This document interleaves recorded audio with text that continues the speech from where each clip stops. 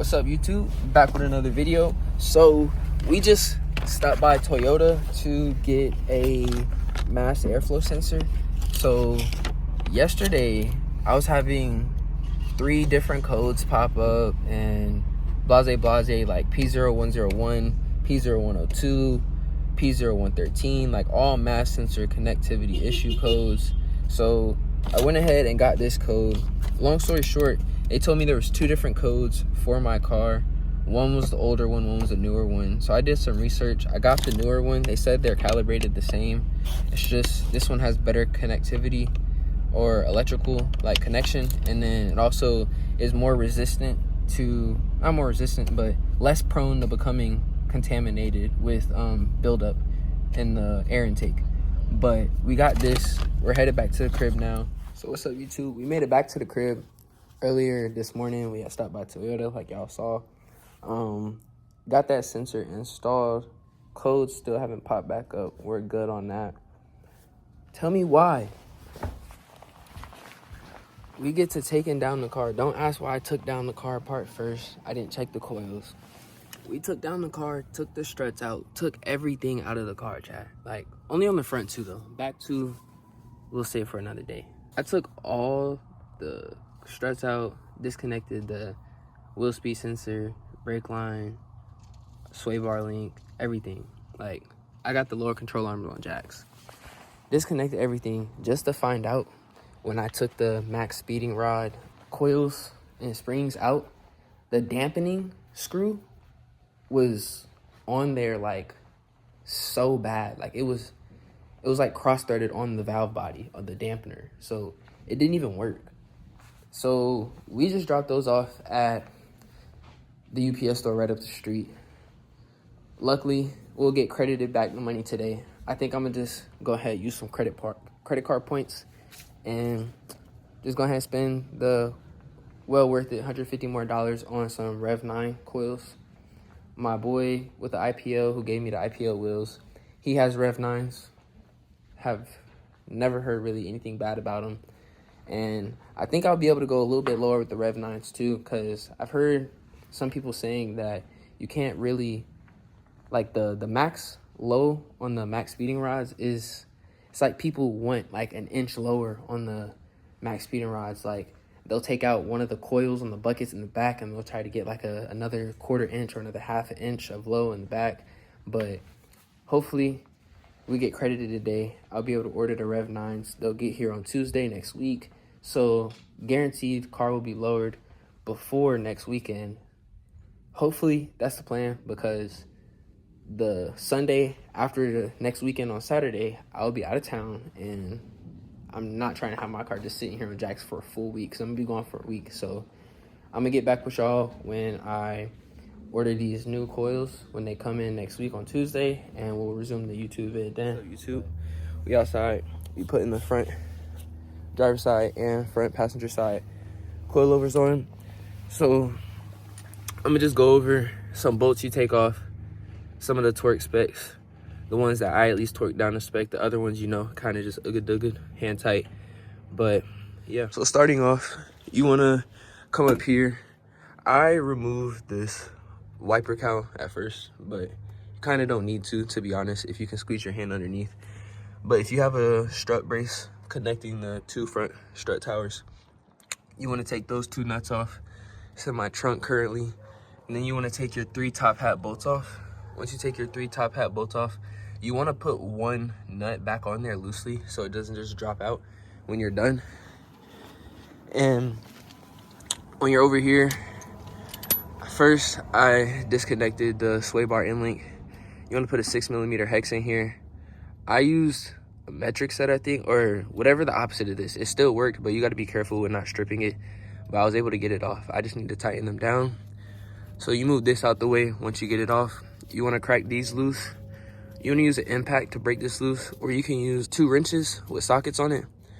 I use like a wheel lug remover. I think I used like a 3/4 or something to put that back. But after you break these 2 loose, you want to take off this wheel speed sensor bracket clip right here. You want to squeeze both sides underneath, take it off. You want to undo this 12mm bolt that holds the bracket for the ABS line, or the brake fluid line, my fault, and the wheel speed sensor. After you get those two, you want to disconnect this 12mm right here, just holds the front of the brake line up here. And then don't forget to take this 10mm off, because on the passenger side over there, I cracked this little plastic housing. I don't think I broke it, I just cracked it, but you want to take that off. And once you do that, you're free to take these two lower strut bolts out, and this whole piece right here, lower control arm, ball joint, it'll drop free, and this whole thing will be free on the bottom. And then you want to take off this last nut that I told you to put back on, and then you'll be able to drop out the whole strut assembly on the OEM. Once you do that, you do the same thing on this side, repeat the process. When putting them back on, when you have your coilovers back in, easiest thing is to have this drop down. You can have it supported on a jack stand underneath. You don't have to, but you can. I recommend you doing it so it's just not stress on your bushings and stuff like that on the lower control arm. But once you do that, you want to feed your coilover up through here while you tighten these 3 top hat bolts. Before you do that, you want to make sure that the top hat, your camber adjustment plate, is oriented in the right way. So there's only one way it can go. So on the passenger front side, this sway bar link bracket needs to be facing this way, and you just need to make sure that these are perfectly straight with the side of the car on the front and back side. Once you do that, you can tighten all the 3 top hats down. You want to do them snug, you don't have to tighten them all the way. And then you want to come back down here and push back up from the bottom. And then I slid one of the bolts in from this way and this way, tighten the screw down. And then one problem you're going to run into when you do whatever side you do first, this isn't going to be able to fit. So once you get the other side in, you can go back to the side you started on, and you can feed back in the sway bar link. It should fit better because of the height difference of the coils. But once you get this fed back in, I left it loose. It's still loose right now. I tightened down this to 118 foot-pounds. I'll correct myself if it's something more. I tightened this 12mm back down to just hand tight. And I had problems getting the wheel speed sensor and the brake line back on the bracket. So what I had to do was put the brake line bracket back on. It fit better than the wheel speed sensor did. So I put that one on there, and then I basically just pushed the screw through the wheel speed sensor bracket into the brake fluid bracket, and I started tightening it down. As it got tighter, I just aligned it to where it would be snug at. And you just want to make sure this clip is on the outside and this clip is up here on the outside on top of the brake fluid clip, and they'll be snug. You'll be fine. And then I'm gonna push this back in over here, and you want to put your wheel speed sensor back down here and then tighten your 10mm, and then that's pretty much it. Like, that's how you do front struts or front coilovers. But I'm gonna get back with you guys when I start the back. We're back continuing the video. So taking apart the rear strut and springs, first you want to get the car on jack stands. You get under here and you want to take off this brace that goes right here. It's 3 12mm, and then you want to take off your 14mm sway bar end link down here, and then you want to take off these 17mm bolts and nuts. You want to hold the back of the nut over here and then undo the bolt. I had problems, they're seized with rust, so use a hammer and like a flathead to bang them out from this side over here, and they'll come out from over here. After that, this is loose, this is loose. Basically just want to drop, be careful of the spring. So if you pull down hard enough, you'll be able to get the spring out. And then the last thing you need to get is this 6mm up here. You need to stick an Allen wrench in here and then take off that nut right there, and then you'll be good to take off the strut. And then everything else is just reverse assembly. And I'm also probably gonna try to get in my camber arms and toe arms. But if not, I'll probably go to my cousin's shop, do that with him, be a little bit easier. But I'll get back with y'all when things are installed. And we finished the install. Them is the front. I left the 19s on for now. I think I'm gonna be in a little bit of a time crunch. I won't have time to lower the front. I'll probably do that later tonight or tomorrow. But the back, chat, and they still have to settle, but everything's flush in the back. No clunks, no nothing. So this is what she's sitting like for today. I mean, this is crazy. I should have did this a long time ago. But yeah, we done with the coilover installs. The build is basically done from an outside perspective. I just need a carbon fiber steering wheel, some red HPS coolant hoses and bypass hoses, and then a tune. Y'all stay tuned for the tune, cause once I tune this car, it's gonna be crazy.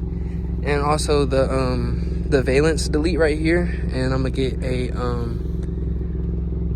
like a brace bar in the back that you can use as a jack point since the car is so low. But chat, it's just crazy. I had time to get everything done. I was able to put the 18s back on the front as well to match the back. I was also able to lower the front. I'm just glad I was able to get these 18s on just to match the back. It just looks a lot better. So the fitment on the front is looking like this. I am running the max camber. On these, I left the screws in their original spots, but just slid over the coil. And to be honest with y'all, kind of slid over by itself. I softened up the dampening. They were all maxed out at 32. I put the fronts at 24 and the backs at 20 to see if that would help with the exhaust rubbing. I'll show you guys that in a second. But when I opened the hood, I saw that this coilover was all the way pushed over, and I was like, dang, I drove to work like that, but it's cool. So I ended up fixing it in the parking lot. I keep everything in the whip.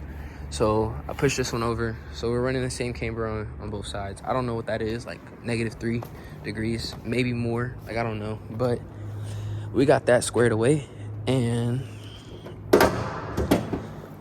the back fitment is probably like my favorite, to be honest. Like, we're down there. Like, there's no room. But we got a decent amount of room in between the fender and tire. So I feel like on the 19s, I'm gonna go with 235, 35, 19, and that'll fill that little bit of space and make them flush. I'm gonna raise the car back up, but I'm gonna keep these wheels as more of a stance look on the car. I just think it looks really nice with the more aggressive styling spoke. And then the 19s you guys saw in the previous clip all around, it'll be more of a flush look, just more of a daily. But to look at the exhaust, we barely have any room. So to fix that, I tried. That's why I put the back softer than the front, 20 instead of 24 high in the front. But I'm still touching some speed bumps, but it's not bad. I'm not bottoming out like the whole time I'm driving the car. But I think I'm just gonna have to get the exhaust tuck when I end up putting the Vibrant Performance resonator on. But yeah, build's coming together so good. Like, when I tell you I should have lowered the car a long time ago, I should have been one of the first mods. But you gotta enjoy the car how you want to, and you know, modify it how you want in the order that you want to. Don't forget that. But this car has came a long way. I'm proud of it, and so many more mods to come in the future. Carbon fiber fenders, hood, carbon fiber hatch, carbon fiber steering wheel, how I said before, and the tune. But other than that, I mean, build is basically like 90% done. So there you go, fucking ignore me and shit on my stream. You want fucking fight? Like, I'm not even motherfucking playing with you, Benzo. I've been on person drinks. Sometimes I feel like I'm tripping. All trying to take me to the pain, but you never kept me slipping. I ain't tweaking these personal pranks. I quit to give all but whipping. Do you feel me? Not for money, these personal killings.